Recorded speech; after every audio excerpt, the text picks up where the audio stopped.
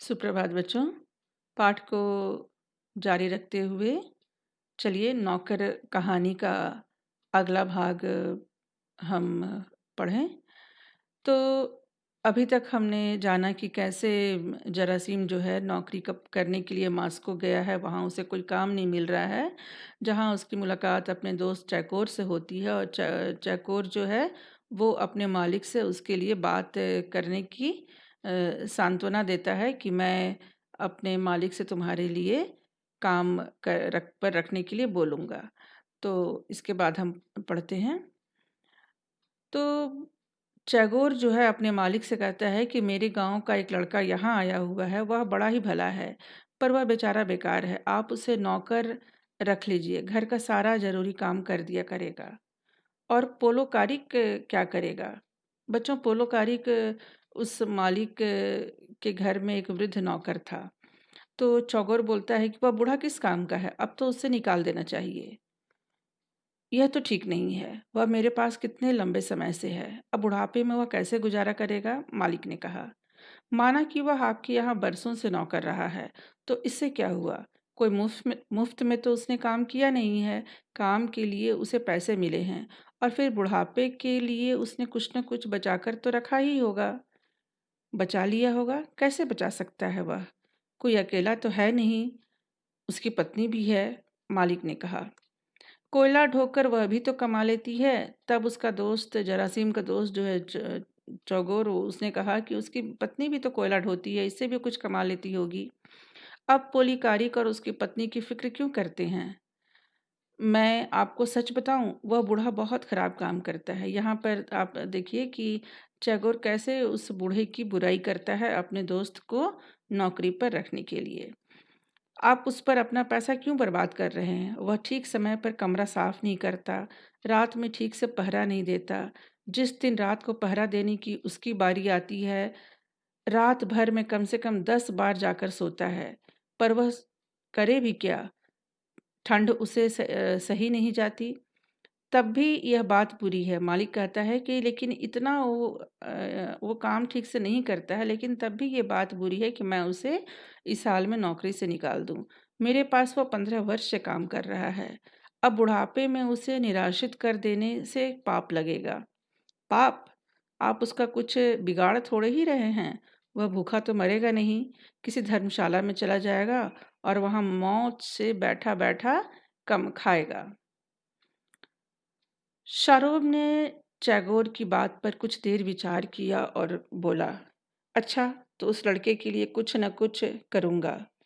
साहब, उसे जरूर नौकरी दीजिए, मुझे उस पर बहुत दया आती है। टैगोर ने लगभग चिरौरी करते हुए कहा, चिरौरी यानी विनती करते हुए कहा। अगली सुबह जरासीम टैगोर के पास आया और उससे पूछा, कहो, कुछ किया मेरे लिए? कोचवान ने जवाब दिया। बच्चों, कोचवान पहले ही मैंने बताया था आपको कि जो घोड़ा गाड़ी चलाता है उसे कोचवान कहते हैं। हाँ, सब कुछ कर लिया। जाओ चाय पी ले, आओ चाय पी लें, फिर मालिक के पास चलेंगे।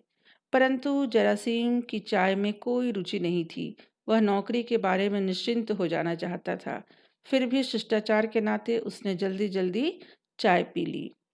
चाय पीकर दोनों शारोब के पास पहुंचे।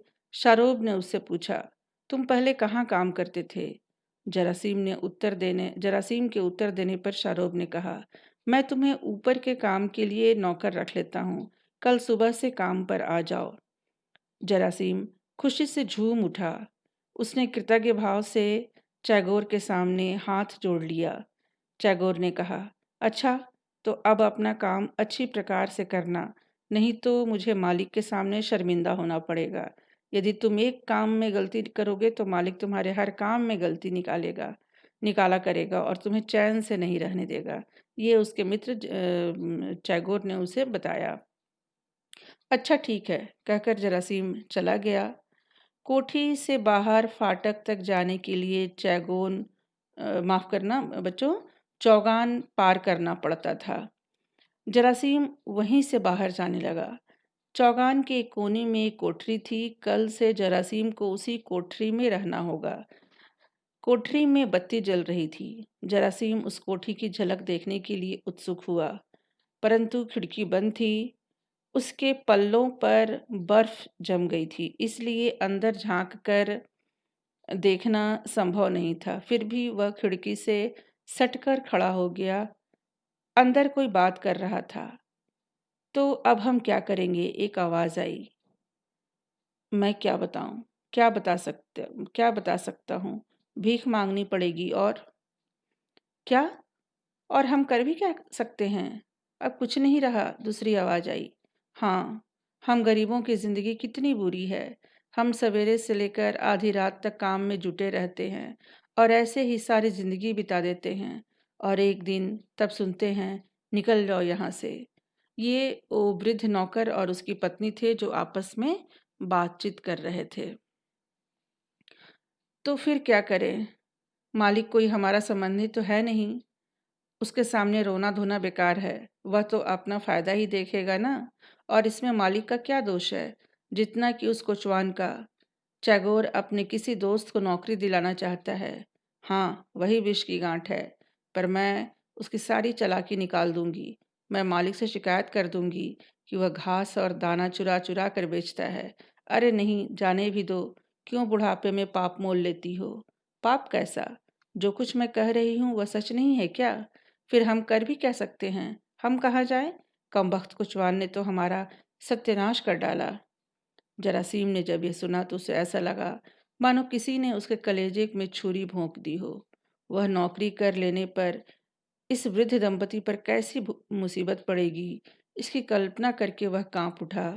बच्चों, क्योंकि जरासीम जो था एक नेक इंसान था। कुछ देर पागल सा खड़ा रहने के बाद वह कुचवान के कमरे की ओर लौट पड़ा, यानी अपने दोस्त के पास गया। तो उसके मित्र ने उससे कहा, अरे क्या कुछ भूल गए? नहीं तो, टैगोर दानिलिक, मैं इसलिए लौटा हूँ कि सुनो, मैं तुम्हें बहुत धन्यवाद देता हूँ कि मुझे नौकरी दिलवाई, परंतु मैं यह नौकरी नहीं कर सकता। तो बच्चों, ये थी कहानी। ये कहानी रूसी लेखक सर्गे सेमियोनोव द्वारा रचित द सर्वेंट का अनुवाद है। धन्यवाद।